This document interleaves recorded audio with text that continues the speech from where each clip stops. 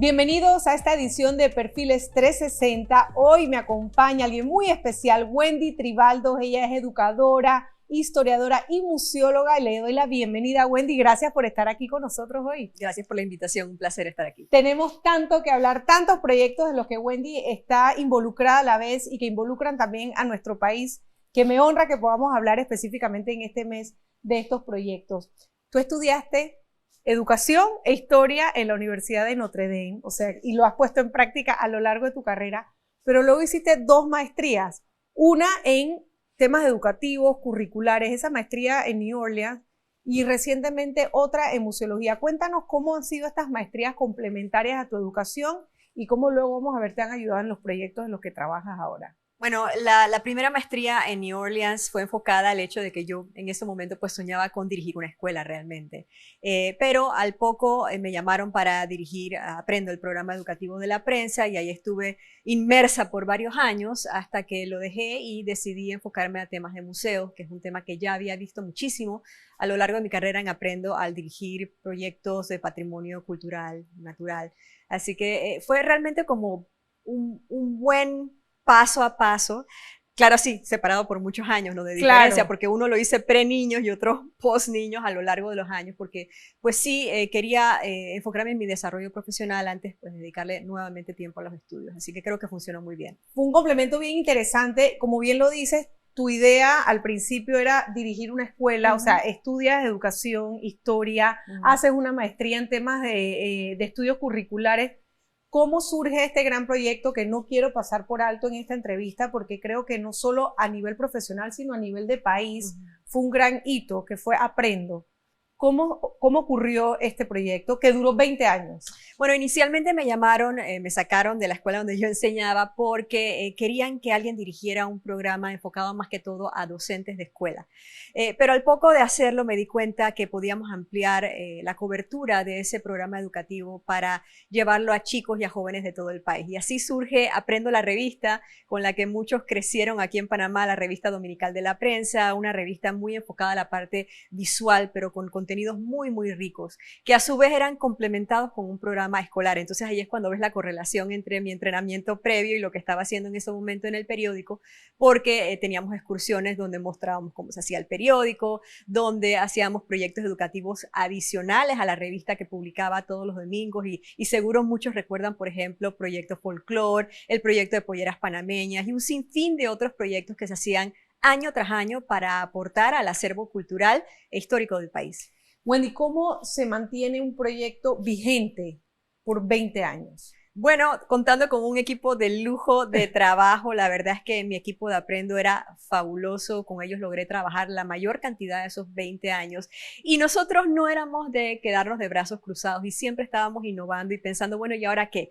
¿Cuál es lo próximo? ¿Cuál es lo nuevo? ¿Qué es lo que están haciendo los chicos? Y el hecho de que recibiéramos a tantos chicos en excursiones educativas nos mantenía muy conectados con lo que ellos querían y lo que estaban buscando. Así que constantemente estábamos en ese tema de cambio continuo. No le teníamos miedo, de hecho lo abrazábamos, era algo que nos encantaba hacer.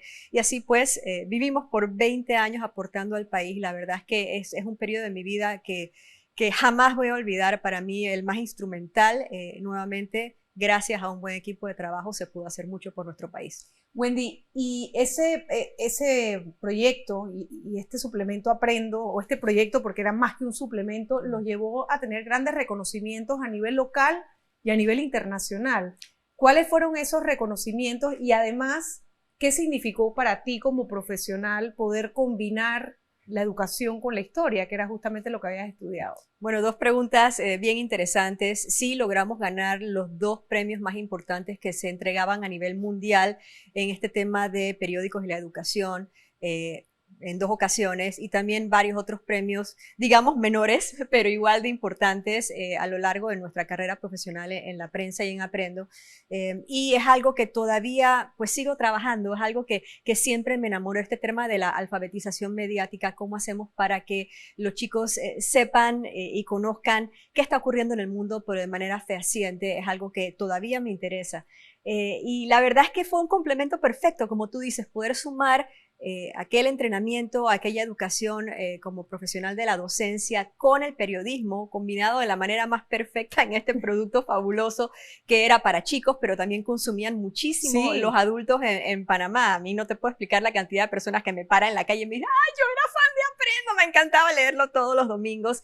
Y la verdad es que sentirse que pude hacer un aporte que fue más allá de un aula de clases. Si tal vez hubiera continuado como docente en una escuela, pues sí, no te digo que hubieras hecho un impacto también. Sí, claro que sí, pero Aprendo lo magnificó y me permitió a mí y a mi equipo de trabajo llegar a miles de niños de todo el país, y eso es algo que no tiene precio. No te puedo explicar lo que significa eso para mí, a título profesional, poder haber llegado más allá de lo que tal vez hubiera podido llegar en un aula de clase. Qué bueno, Wendy. Bueno, y vamos a hacer una breve pausa. Al regresar. Ese amor por la historia y por la docencia se trasladó también en un proyecto bien interesante que involucra a jóvenes también, y en la investigación de lo que ocurrió el 9 de enero. Vamos a hacer una breve pausa y conversamos sobre esto al regresar con Wendy Tribaldos. Ya volvemos.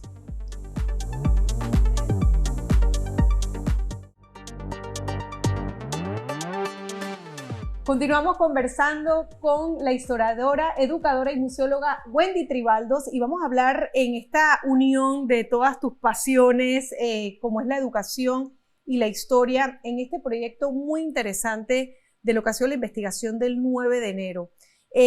Quiero simplemente, antes de que me cuentes el 9 de enero, esto fue unos files, como le dicen, esto estuvo por muchos años, hasta que se cumplió 50 años, en expedientes cerrados. Estos expedientes se abrieron y Wendy agarró un avión, se metió en las bibliotecas en Washington, hizo una investigación que ha perdurado en el tiempo. Cuéntanos cómo inicia esto y hasta dónde ha permeado esta investigación, que ya tiene varias opciones para adquirirla.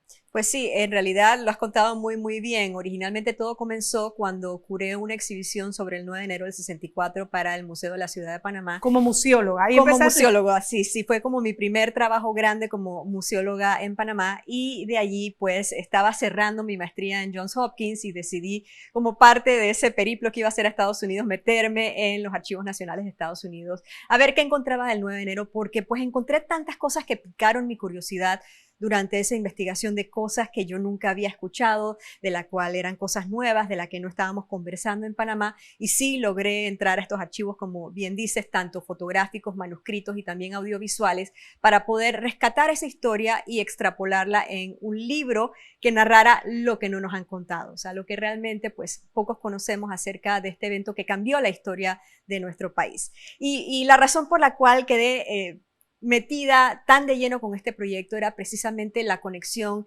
que recibí, el corrientazo que recibí al darme cuenta que el 9 de enero es de los jóvenes, que la historia de nuestro país la cambiaron un puñado de chicos del Instituto Nacional a los que poco crédito se le ha dado en el pasado, y fue narrar esa historia lo que sencillamente pues me dejó fascinada, y que se ha extrapolado en varias otras cosas, como una exhibición de museos, como un audiolibro, como un libro digital, todo esto trabajando en conjunto con Jóvenes Unidos por la Educación.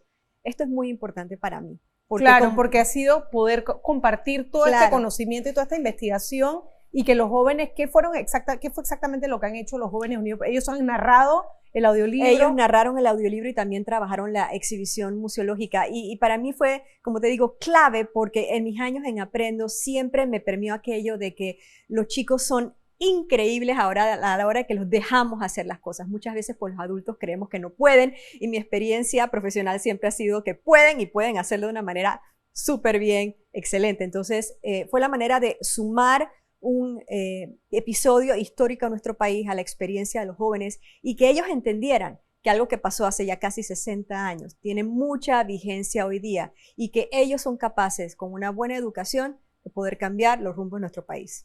Increíble. Wendy, me encantaría que nuestra audiencia tuviera opción a ver este trabajo investigativo. Lo tienes en audiolibro, lo tienen de manera digital, ¿cómo lo pueden conseguir? Y sé que van a lanzar ahora el libro con impreso.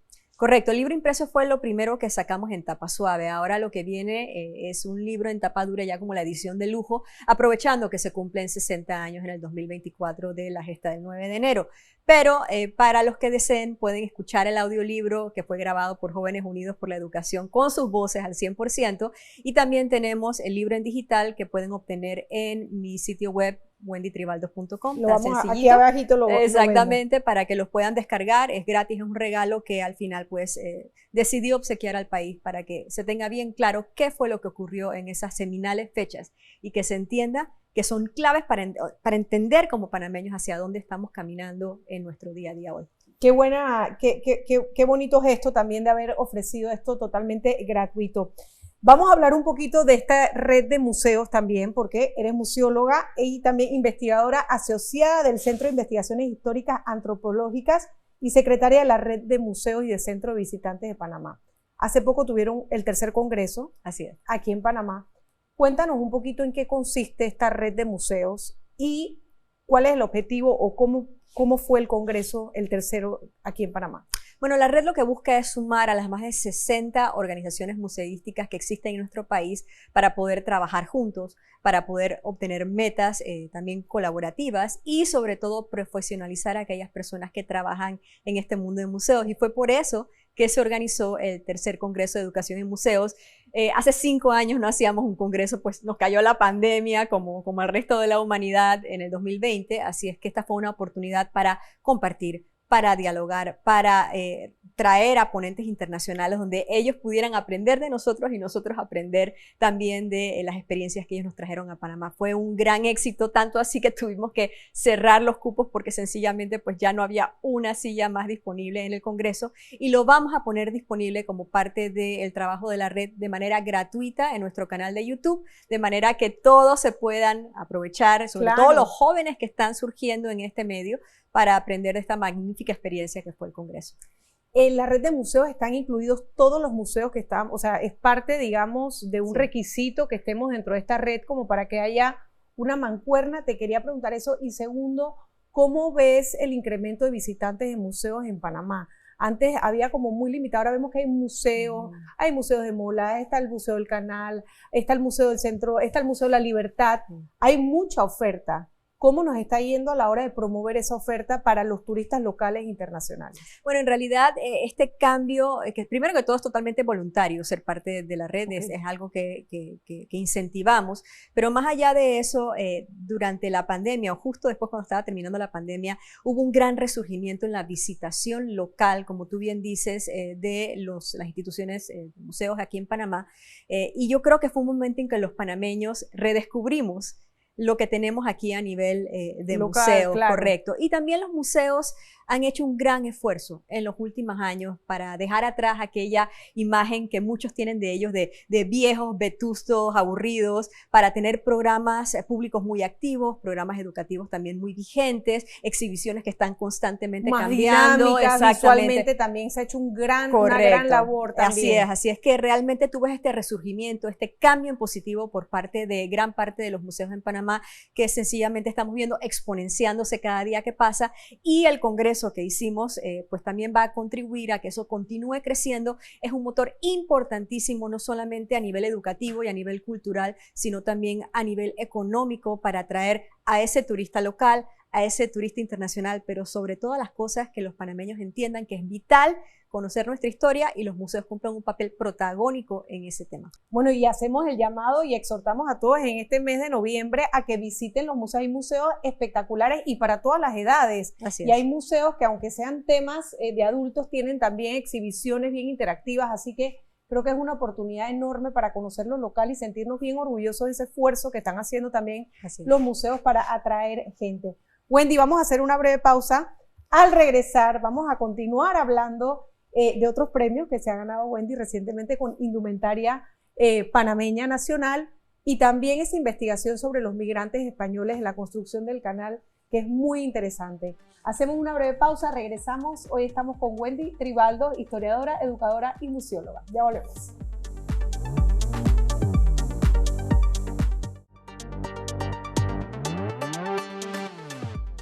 Continuamos con esta interesante entrevista con Wendy Tribaldos. Wendy, hay tantos proyectos que no quiero dejar ninguno fuera. Hace poco te ganaste el Premio Nacional Dora Pérez de Zárate con una investigación folclórica. ¿En qué consiste esta investigación? ¿Qué es lo que estás viendo tú con esa lupa y ese ojo de historiadora sobre nuestra indumentaria?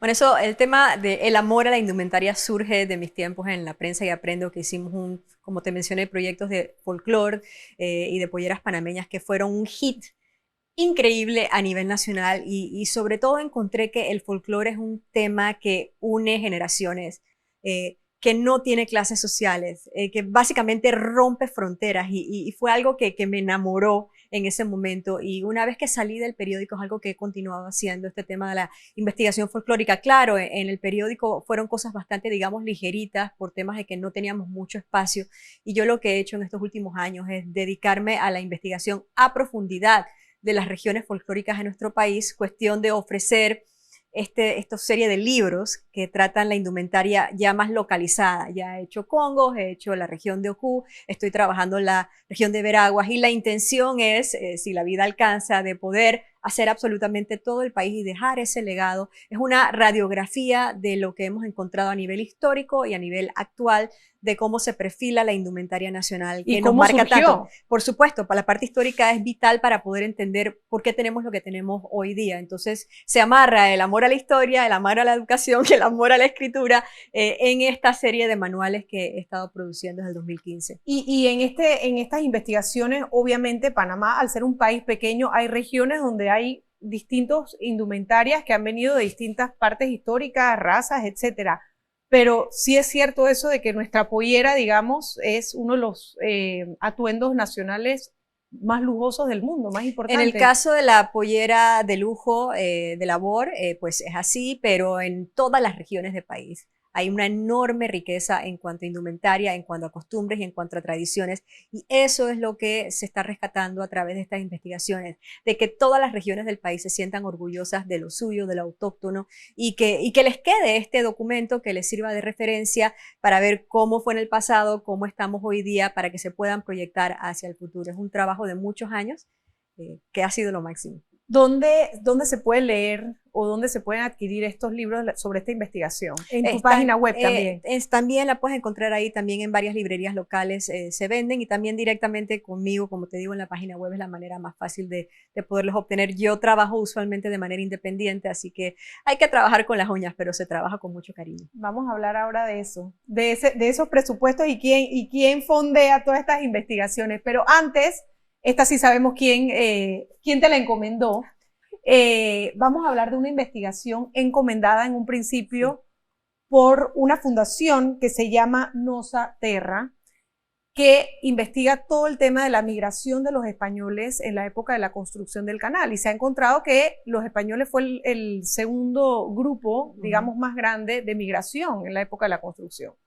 Cuéntanos cómo se te encomendó esta investigación. Ella le encomienda y entonces se va apasionando, como le pasó con el 9 de enero. Así mismo se es. lo toma a pecho y yo creo que ya te fuiste a España también o ya estás en eso. Todavía no, pero espero hacerlo pronto, sí. Pero sí están trabajando ya en asociación. Sí. ¿Cómo surge esta investigación y qué ha arrojado en primera instancia lo que has investigado? Todo esto surge en plena pandemia, cuando recibo una llamada del presidente de la Fundación Nosa Terra, Ricardo Gago, preguntándome si estaría interesada en investigar sobre este tema de los españoles que emigraron a Panamá para trabajar en el canal. Y yo dije, bueno, ok, está bien, no sé nada del tema, pero para adelante lo hacemos, ¿no? Y han sido 4 años de una investigación masiva, no solamente a nivel local, sino también en Estados Unidos, complementada por investigaciones de primera línea en España con la coautora de uno de 2 tomos que estamos sacando sobre el tema, porque la investigación arrojó tanta información novedosa, nunca antes conocida, que con un libro no nos íbamos a quedar. Al final, pues, van a ser 2, ya publican en el mes de diciembre y estamos muy emocionados porque va a cambiar la historia de nuestro país. La narrativa canalera ha sido muy ventana única por muchos años y aquí vamos a conocer de primera mano cosas que nunca se han narrado en la historia de nuestro país. De hecho, creo que pocas personas sabían que había tanto español en la construcción del canal y que fue el segundo grupo. nos puedes adelantar un poquito algo que arroje, que de repente todos nos quedamos, wow, esto no puede ser? Vamos a decir dos pequeñas cosas. Primero, pues siempre se ha dicho que había un número de 8,000 y pico de españoles que supuestamente habían trabajado en el canal, de la cifra que vemos en los paneles de museos y en libros que se han escrito acerca del tema. Y pues la realidad es que esos españoles, primero, nunca vinieron contratados por Estados Unidos. Vinieron meramente reclutados, y eso significa que vinieron a merced de los Estados Unidos de las interpretaciones que ellos hicieran acerca de las condiciones de trabajo que ellos se enfrentaron, que en muchos casos fueron muy, muy difíciles.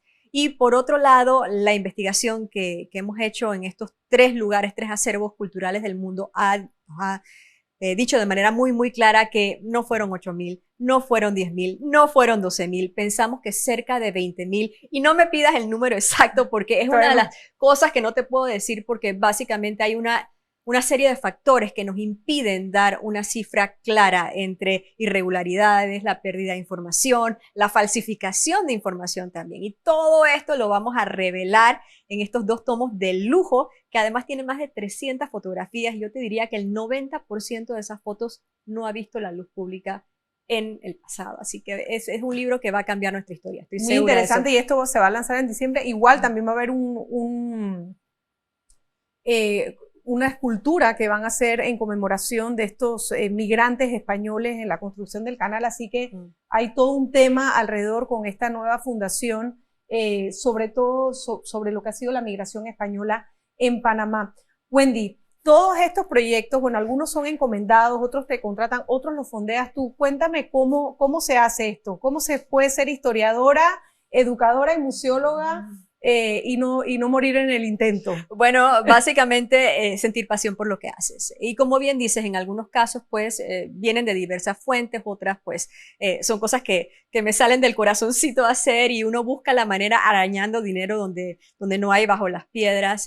Debo decir que el apoyo del gobierno podría ser mayor en este tipo de cosas. Ojalá sea algo no solo para el que tenemos, sino para los que vienen a futuro. Es algo que hay que apostar a la cultura, hay que apostar a la educación, hay que apostar a los museos. ¿Qué nos falta para poder apostar? ¿Qué nos falta? ¿Presupuesto? Presupuesto, como te acabo de decir, es algo importante que se considera. Estar más presente en los gobiernos, o sea, que sea un tema de Estado, el tema cultural, histórico. Así es. Por ejemplo, la red de museos, ¿tienen algún tema o está involucrado la parte estatal dentro de la red de museos? Sí, pues recibimos cierto apoyo de parte del Ministerio de Cultura, pero hace falta mucho, mucho más a todos los niveles y en todas estas diferentes vertientes que manejo: historia, educación, cultura, museos. Todas son áreas donde se necesitan más esfuerzos, más fondos y más interés por parte de nuestras autoridades para que esto se exponencie. Hay países, por ejemplo, en nuestro caso, nuestros vecinos de Costa Rica, que tanto se enfocan al desarrollo turístico, porque tienen los insumos para poder lograr ese desarrollo y ese aporte. Así es que hay que ir sumando, hay que ir apostando, haciendo, como te digo, pues el aporte económico para que estas cosas se puedan dar, y que como país podamos mostrar nuestra mejor cara a título cultural, y que se sepa la enorme riqueza que tenemos en Panamá en distintos niveles.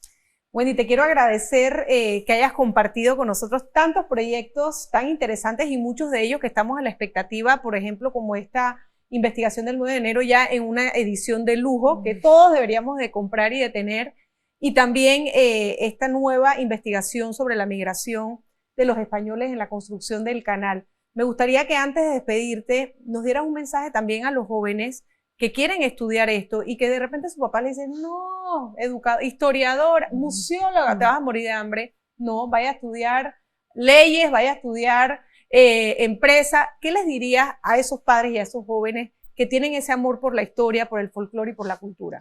Mira, la vida es muy cortita. Estamos aquí prestados en nuestro mundo como para no hacer lo que realmente te apasione y quieras hacer. Debo decir en defensa de los chicos que cada vez veo más interés e ímpetus por parte de ellos de hacer lo que realmente aman hacer, y no esperar o no buscar lo que es tradicional. Y mi experiencia es que cuando haces algo que realmente amas, que realmente quieres, que realmente te apasiona, encuentras la manera de sobrevivir y hacerlo de manera bien, o sea, está bien. O sea, y a los papás, ánimos y alas a esos chicos para que realmente ocupen el lugar que tienen que ocupar y el sitial que deben tener para aportar entre todos, granito a granito, hacemos Panamá. Y ojalá que entiendan eso y que le den la oportunidad a sus hijos de hacer lo que sueñan hacer. Bueno, Wendy, muchísimas gracias. Yo creo que un lindo mensaje tanto a los jóvenes a que sigan sus sueños y a los padres que sean esas alas, ese motor detrás de los jóvenes. Gracias por haber venido, por compartir con nosotros. Felicidades por todos estos proyectos, por dejarnos en grande y por enseñarnos de la historia de Panamá. Yo creo que necesitamos más Wendy para que realmente aprendamos a valorar y apreciar a nuestro país. Muchísimas gracias por la invitación. Ha sido un verdadero placer estar aquí con ustedes. Bueno, y de esta manera llegamos al final de Perfiles 360. Gracias por habernos acompañado y será hasta la próxima. Chao.